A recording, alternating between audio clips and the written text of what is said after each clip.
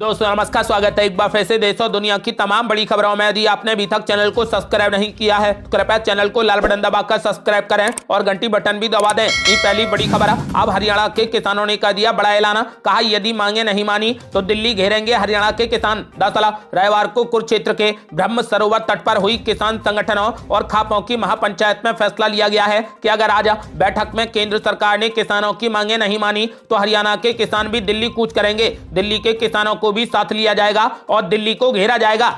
अगली बड़ी खबर, किसान महापंचायत में लिया गया बड़ा फैसला। अब दिल्ली का दूध से लेकर सब्जी तक सब कुछ कर दिया जाएगा बंद। दरअसल भारतीय किसान यूनियन के अध्यक्ष गुरनाम सिंह चड़ूनी ने कहा कि यदि सरकार नहीं मानी तो आंदोलन बेहद कड़े रूप में चलाया जाएगा। यहां तक कि दिल्ली का दूध से लेकर सब्जी तक सब कुछ बंद कर दिया जाएगा। वे लगातार सभी प्रदेशों की खापों के साथ में संपर्क में है और सभी जगह पर कॉल कर दी जाएगी। ये आंदोलन हरियाणा की ओर से गुरनाम सिंह चड़ूनी की अगुवाई में लड़ा जाएगा। चड़ूनी ने कहा कि किसी भी स्तर पर इस बार आंदोलन कमजोर नहीं पड़ने दिया जाएगा और ना ही बिना मांगे पूरी हुए वापस होंगे। उन्होंने साफ कर दिया है कि यदि सरकार नहीं मानी तो अब दिल्ली का दूध से लेकर सब्जी तक सब कुछ बंद कर दिया जाएगा। अगली बड़ी खबर, किसान आंदोलन को लेकर अरविंद केजरीवाल ने दिया बड़ा बयान। बोले मुझे आशा है कि समाधान निकलेगा। दरअसल किसान और केंद्र सरकार के बीच में चौथे राउंड की बातचीत के बीच अरविंद केजरीवाल ने किसान आंदोलन पर अपनी प्रतिक्रिया दी। दिल्ली के मुख्यमंत्री केजरीवाल ने कहा कि मुझे आशा है कि दोनों ही पार्टियां जल्द ही किसी उपाय पर पहुंच जाएंगी। तो वहीं कांग्रेस नेता और हरियाणा के पूर्व मुख्यमंत्री भूपेंद्र सिंह हुड्डा ने इस बात पर जोर दिया कि केंद्र सरकार को एमएसपी पर कोई एक निर्णय लेना चाहिए। उन्होंने कहा कि मुझे आशा है कि वो किसी समाधान पर पहुंचेंगे। उन्होंने ये भी कहा कि सरकार को एमएसपी पर जरूर कोई फैसला लेना चाहिए।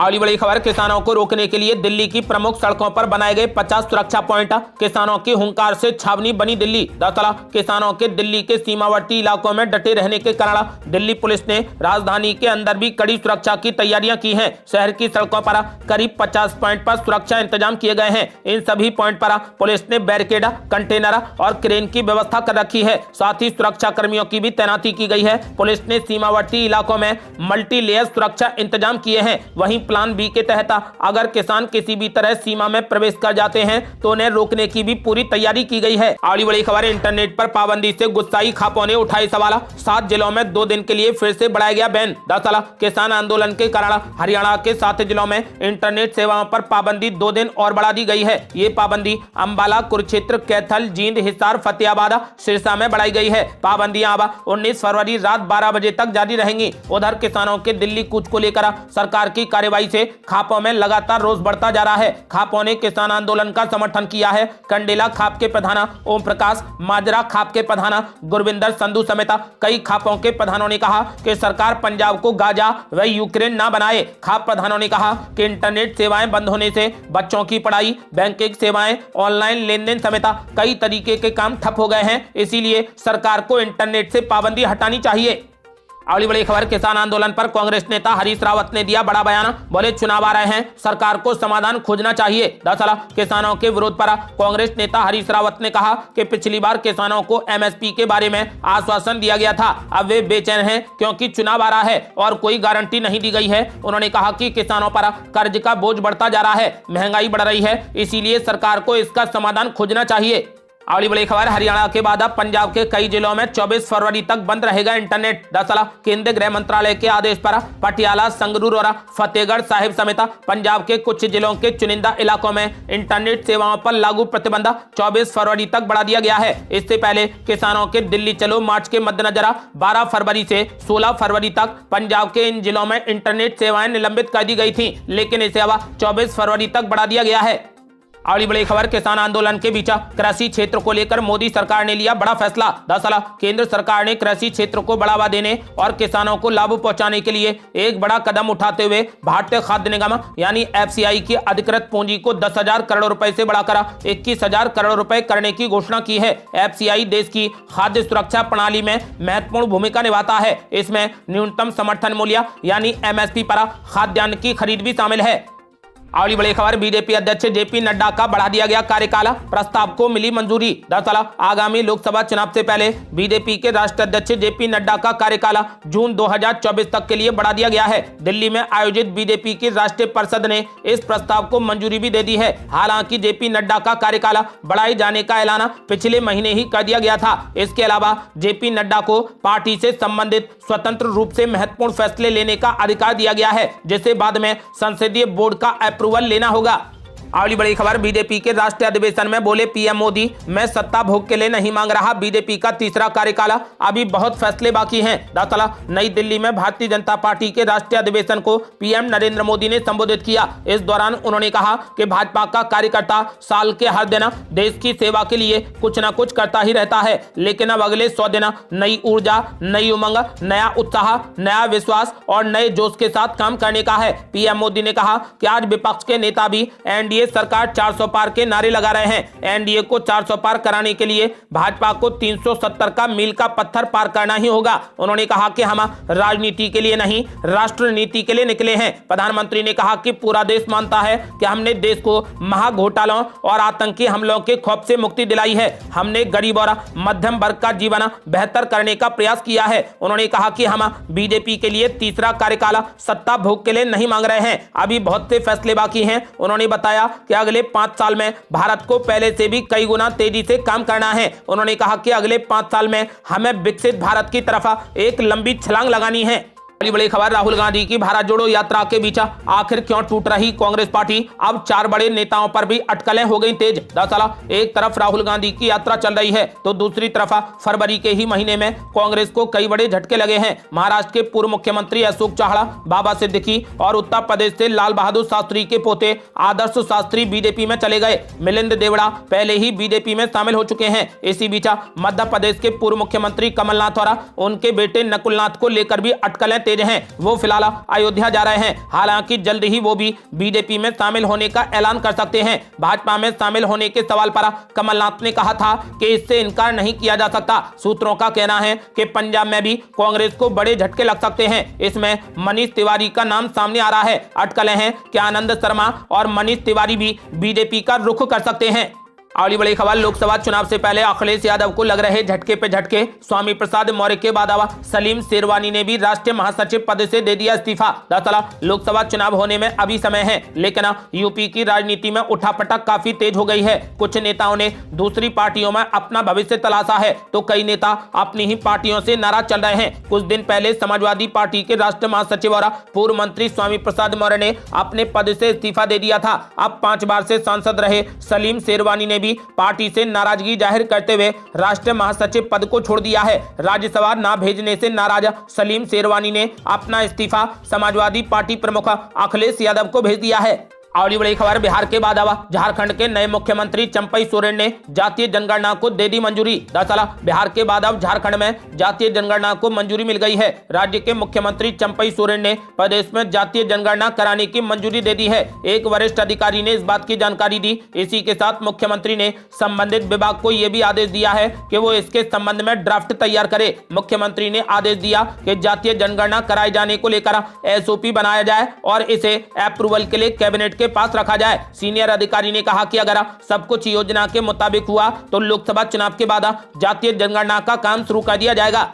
अगली बड़ी खबर, कमलनाथ के बीजेपी में जाने को लेकर कांग्रेस विधायक ने कर दिया बड़ा ऐलान। कहा कांग्रेस के प्रवक्ता फैला रहे अफवाह। दरअसल कांग्रेस नेता कमलनाथ के बीजेपी में शामिल होने के कयास कुछ मीडिया रिपोर्ट्स में लगाए जा रहे हैं। इन अटकलों के सामने आने के बाद कई नेताओं की प्रतिक्रियाएं सामने आ चुकी हैं। अब मुरैना से कांग्रेस विधायक दिनेश गुर्जर ने भी इस पर अपनी प्रतिक्रिया दी। दिनेश गुर्जर ने कहा कि पूरे मध्य प्रदेश में अभी तक ना तो किसी कार्यकर्ता ने और ना ही स्वयं कमलनाथ ने बीजेपी में जाने की बात कही है। कांग्रेस विधायक ने कहा कि ये तो मीडिया द्वारा चलाया जा रहा षड्यंत्र है जो कुछ नेताओं के कहने पर किया जा रहा है। उन्होंने कहा कि कमलनाथ ने पार्टी के लिए खून पसीना बहाया है। वे जोड़ने वाले नेता हैं, छोड़ने वाले नहीं। उन्होंने कहा कि उनके बीजेपी में जाने की बात का मैं खंडन करता हूं। उन्होंने कहा कि वे हमारे नेता हैं, वो जहां भी रहेंगे मरते दम तक साथ रहेंगे। अगली बड़ी खबर, कमलनाथ के करीबी नेता ने दिया बड़ा बयान। कहा लोग चाहते हैं कि कमलनाथ बीजेपी में शामिल हो जाएं। दरअसल कमलनाथ के करीबी और पूर्व मंत्री दीपक सक्सेना ने कहा कि कमलनाथ जी को हमें हमेशा उपेक्षित किया जा रहा है। सारा दोष उन्हीं के ऊपर मढ़ा जा रहा है। किसी ने नहीं सोचा था कि भूपेश बघेल हार जाएंगे। हम छत्तीसगढ़, मध्य प्रदेश और राजस्थान में हार गए, जहां हमने नहीं सोचा था कि हम हारेंगे, लेकिन केवल कमलनाथ को ही इस हार का दोषी क्यों ठहराया जा रहा है। दीपक सक्सेना ने कहा कि जनता चाहती है कि कमलनाथ को भाजपा में जाना चाहिए ताकि छिंदवाड़ा का विकास हो सके। हमारे जिले का पूरा विकास रुका हुआ है। 21 साल हो गए, हम लोग सत्ता से बाहर हैं। अगर यही स्थिति रही तो एक पीढ़ी को भविष्य में विकास देखने को नहीं मिलेगा। इसीलिए जनता चाहती है कि कमलनाथ बीजेपी में शामिल हो जाएं। अगली बड़ी खबर, मध्य प्रदेश में कांग्रेस पार्टी को एक और बड़ा झटका। अब पूर्व मुख्यमंत्री के बेटे अजय सिंह भी बीजेपी में हो सकते हैं शामिल। दरअसल कांग्रेस के धड़े में बड़ी खलबली मची है, जहां एक ओर पूर्व मुख्यमंत्री कमलनाथ और उनके बेटे के बीजेपी में जाने की सुर्खियां तेज हैं, तो वहीं बिंद में भी बड़ी हलचल मच गई है। इस क्षेत्र के कांग्रेस छत्रपा अजय सिंह राहुल को लेकर भी सियासी गर्मी बढ़ गई है। ये इसलिए भी हुआ क्योंकि उनकी एक तस्वीर कैलाश विजयवर्गीय के साथ में मंत्रणा करते हुए सामने आई है। मध्य प्रदेश के बिंद क्षेत्र में अच्छा खासा कद रखने वाले कांग्रेस नेता एवं पूर्व नेता पदपछा अजय सिंह राहुल पर भी अब बीजेपी में जाने की अटकलें तेज हो गई हैं।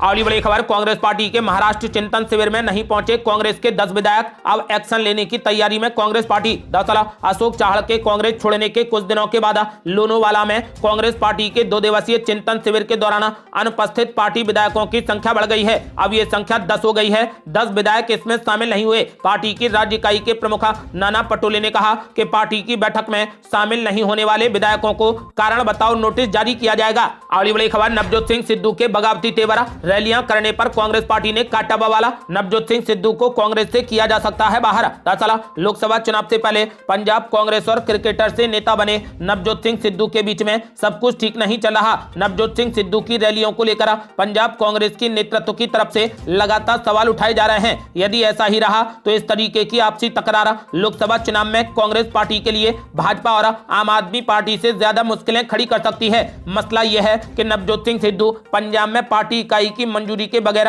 बड़ी रैलियां कर रहे हैं। इसे लेकर कांग्रेस नेतृत्व खासा नाराज है। पंजाब कांग्रेस के प्रमुख अमरिंदर सिंह राजा बडिंग ने कड़ी चेतावनी भरे लहजे में कहा कि अनुशासनहीनता पर किसी को भी पार्टी से निकाला जा सकता है। अगली बड़ी खबर, मल्लिकार्जुन खड़गे और अरविंद केजरीवाल की हुई मुलाकात। केजरीवाल बोले, अगर ईडी और पीएमएलए की धारा 45 को खत्म कर दें तो आधी बीजेपी पार्टी छोड़कर चली जाएगी। दरअसल राज्यसभा सांसद अभिषेक मनु सिंघवी ने अपने आवास पर लंच का आयोजन किया था, जिसमें कांग्रेस अध्यक्ष मल्लिकार्जुन खड़गे के साथ में आम आदमी पार्टी के राष्ट्रीय संयोजक और दिल्ली के मुख्यमंत्री अरविंद केजरीवाल भी शामिल हुए। इस दौरान हुई बातचीत में मुख्यमंत्री केजरीवाल ने बीजेपी पर जबरदस्त हमला किया। अनौपचारिक चर्चा में केजरीवाल ने कहा कि अगर ईडी और पीएमएलए की धारा 45 को खत्म कर दें तो आधी बीजेपी पार्टी छोड़कर चली जाएगी। उन्होंने कहा कि वसुंधरा राजे और शिवराज सिंह चौहान भी अपनी नई पार्टी बना लेंगे। अगली बड़ी खबर, बेटे के लिए बीजेपी से लोकसभा का टिकट चाहते हैं कमलनाथ। उनके साथ 8 नेता भी बीजेपी में हो सकते हैं शामिल। कमलनाथ ने बनाई लिस्ट। दरअसल सूत्रों के अनुसार कमलनाथ ने 8 कांग्रेस नेताओं की लिस्ट भी दी है जो बीजेपी के शीर्ष नेतृत्व में शामिल होना चाहते हैं। अगर बीजेपी उन्हें अच्छे पद देने का आश्वासन देती है तो ध्यान देने वाली बात यह है कि ये 8 मध्य प्रदेश के विधायक या फिर सांसद नहीं है, ये पार्टी के वरिष्ठ नेता हैं। आपको बता दें कि वहीं सूत्रों ने एबीपी न्यूज को जानकारी दी है कि कमलनाथ शायद खुद बीजेपी में शामिल ना हो, लेकिन अपने बेटे नकुलनाथ के लिए लोकसभा चुनाव के लिए टिकट चाहते हैं। अगली बड़ी खबर, राजस्थान में ईवीएम मशीन की प्रथम स्तरीय जांच हुई पूरी। मुख्य निर्वाचन अधिकारी बोले, पारदर्शी चुनाव के लिए जांच जरूरी है। दरअसल राजस्थान सहित पूरे देश में अप्रैल मई में लोकसभा के चुनाव संभावित हैं। इसको लेकर विभिन्न दलों ने अपने अपने स्तर पर तैयारियां शुरू कर दी हैं। आरोप प्रत्यारोप का दौर भी जारी है। वहीं सियासी दलों सहित निर्वाचन आयोग ने भी जोर शोर से तैयारियां शुरू कर दी हैं। राजस्थान के मुख्य निर्वाचन अधिकारी प्रवीण गुप्ता ने कहा कि प्रदेश में इलेक्ट्रॉनिक वोटिंग मशीन यानी ईवीएम मशीन की प्रथम स्तरीय जांच का कार्य संपन्न हो गया है। उन्होंने कहा कि निष्पक्ष, स्वतंत्र और पारदर्शी चुनाव के लिए ईवीएम मशीन की प्रथम स्तरीय जांच जरूरी है। अगली बड़ी खबर, केंद्रीय मंत्री संजीव बालियान ने राहुल गांधी की न्याय यात्रा पर बोला जबरदस्त हमला। बोले, पता नहीं बेचारे राहुल गांधी क्यों घूम रहे हैं। दरअसल केंद्रीय राज्य मंत्री डॉक्टर संजीव बालियान ने राहुल गांधी की भारत जोड़ो न्याय यात्रा को लेकर जबरदस्त हमला किया। उन्होंने कहा कि समझ नहीं आ रहा कि बेचारे राहुल गांधी क्यों घूम रहे हैं। उन्होंने कहा कि यूपी में कांग्रेस कहीं भी दिखती ही नहीं और जहां दिखती थी वहां स्मृति ईरानी ने झाड़ू लगा दी। सोनिया गांधी के रायबरेली छोड़कर राजस्थान राज्यसभा से पर्चा दाखिल करने पर मंत्री डॉक्टर संजीव बालियान ने बड़ी बात कह डाली। उन्होंने कहा कि कई बार का सांसद अपनी सीट नहीं छोड़ता है, सोनिया गांधी को हार का डर है, इसीलिए उन्होंने राज्यसभा जाना सही समझा। हालांकि जब उनसे सपा मुखिया अखिलेश यादव पर सवाल किया गया तो उन्होंने कहा कि उन पर क्या कहना, वो अपना काम कर रहे हैं और हम अपना काम कर रहे हैं। उन्होंने साफ कर दिया है कि हमें यह समझ में नहीं आ रहा कि बेचारे राहुल गांधी क्यों घूम रहे हैं। अगली बड़ी खबर, राष्ट्रीय अधिवेशन में पीएम मोदी ने किया बड़ा दावा, बोले आएगा तो मोदी ही। दुनिया के कई देशों ने पहले से ही दिया निमंत्रण। दरअसल प्रधानमंत्री नरेंद्र मोदी ने बीजेपी के राष्ट्रीय अधिवेशन में कार्यकर्ताओं को खास संदेश देते हुए कहा कि हम 2024 में तीसरी बार सरकार बनाएंगे और जनसेवा और राष्ट्र सेवा का इतिहास रचेंगे। उन्होंने कहा कि दुनिया भर के तमाम देश बीजेपी सरकार की वापसी को लेकर पूरे तरीके से आश्वस्त हैं। दुनिया का हर देश और शक्ति जानती है कि आएगा तो मोदी ही। पीएम मोदी ने अपने संबोधन में पूरे जोर शोर से इस बात को कहा कि आज दुनिया का हर देश भारत से गहरे संबंध बनाने पर बल दे रहा है। उन्होंने कहा कि अभी तो चुनाव बाकी हैं, लेकिन मेरे पास जुलाई, अगस्त, सितंबर तक के विभिन्न देशों के निमंत्रण हैं। इसका मतलब साफ है कि दुनिया के विभिन्न देशों को बीजेपी सरकार की वापसी को लेकर पूरा भरोसा है और वो इसको लेकर पूरे तरीके से आश्वस्त हैं। पीएम मोदी ने कहा कि मैं बीजेपी सरकार का तीसरा कार्यकाल सत्ता भोग के लिए नहीं मांग रहा हूं, मैं राष्ट्र का संकल्प लेकर निकला हुआ व्यक्ति हूं। अगर मैं अपने घर की चिंता करता तो आज करोड़ों गरीबों के घर नहीं बन पाते। मैं देश के करोड़ों बच्चों के भविष्य के लिए जीता हूं। देश के युवाओं, महिलाओं और गरीबों के सपने व संकल्प को मोदी का संकल्प बताते हुए प्रधानमंत्री ने कहा कि वो इस संकल्प की पूर्ति के लिए ही दिन रात एक कर रहे हैं।